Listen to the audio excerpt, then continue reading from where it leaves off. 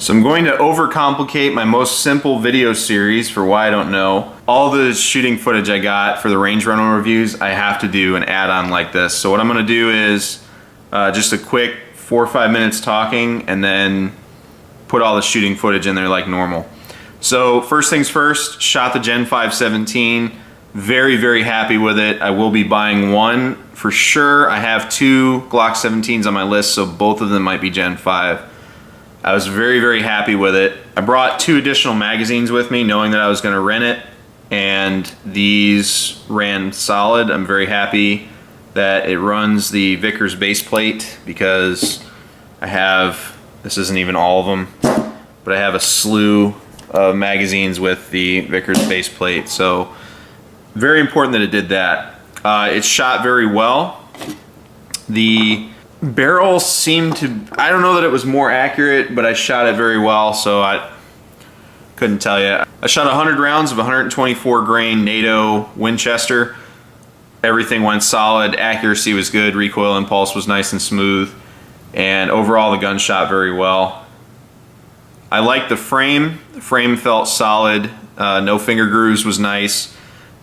My hand interacts fine with the finger grooves, so I don't really have that issue where they need to go, but it felt good not having them. I didn't check to see if the frame was pig nosing, but overall it was in good condition. I will say the ambidextrous slide release, which is what it is, was an afterthought for sure. You can tell they didn't accommodate the same stuff in the frame that they did on the other side. I'm sure other YouTubers hit on that, so they just dug it out over here. It's pretty bad, but other than that, I have no real complaints with the pistol. The semicircle cut in the 17 did not interface with my hand, and overall I really like the Gen 5 17. I have some stuff on the Gen 5 19 that I'll get into in a second. Let me finish up with the 17.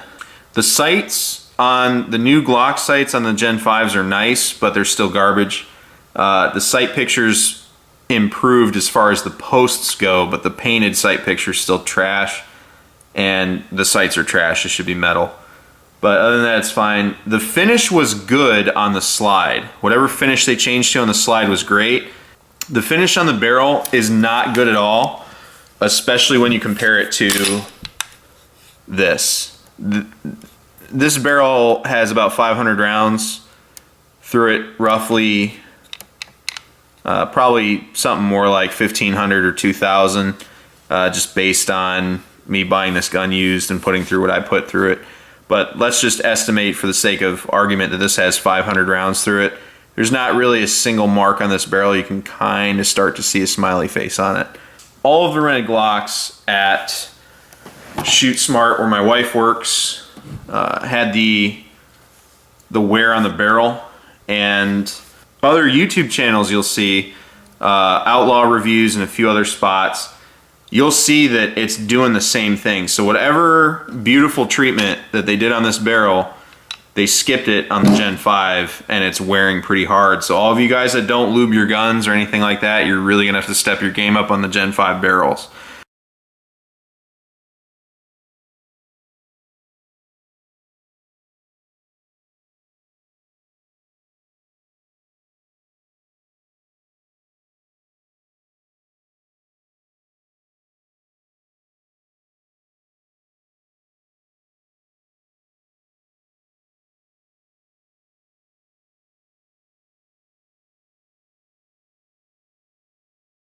The slide still look great. I'd really like the new finish on the slide, and I would like it on the barrel if it was like this. Magazine ejection on the Gen 5 was typical, was like that. Pretty lazy, as per usual. I didn't expect them to change that. And the one thing I really was impressed by was the trigger. I don't know why people keep glazing over the trigger like they didn't do anything to it.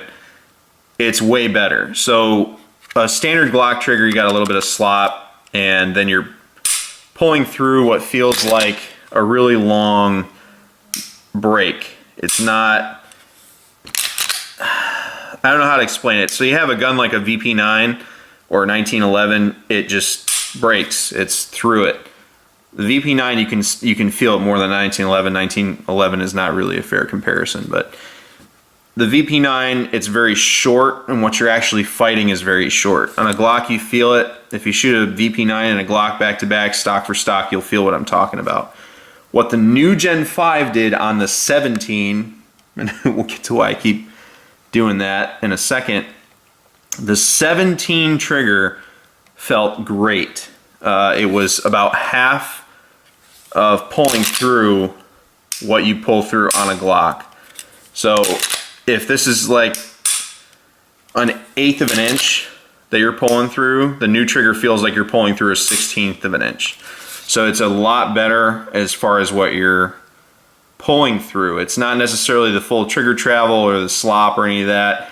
It's just once you start engaging everything and start moving the internals, it's a lot shorter process. So I think that has to do with the way the safeties are internally and how everything actuates and the way they stepped it now versus the old plunger system. I think that really cleaned the trigger up in the 17. Reason I say the 17 and not the 19 is I handled 3 samples total.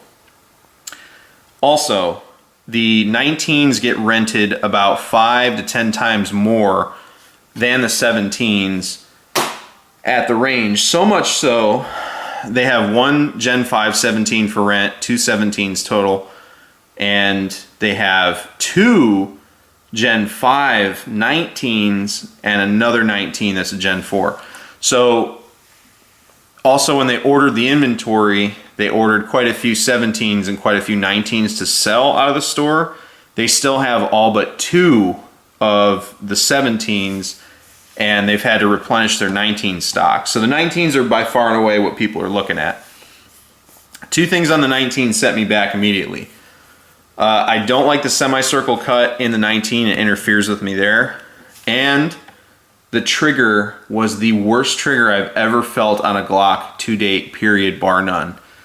Worst, both in weight, engagement, and it was stagey and stacky, so it went and then broke.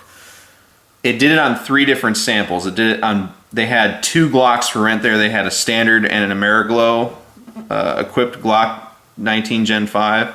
So that's 2. And then I went over to Cabela's to see if it was just those 2, and theirs did it as well. I don't know if it's a problem with the 19, and I don't understand why it is a problem, because the 17 frame and the 19, they take the same internals. So there's really no reason there should be an issue. They were like they had to be 8 pounds, and again it went when you pulled through it, and then when it reset, it did the same thing on the way out.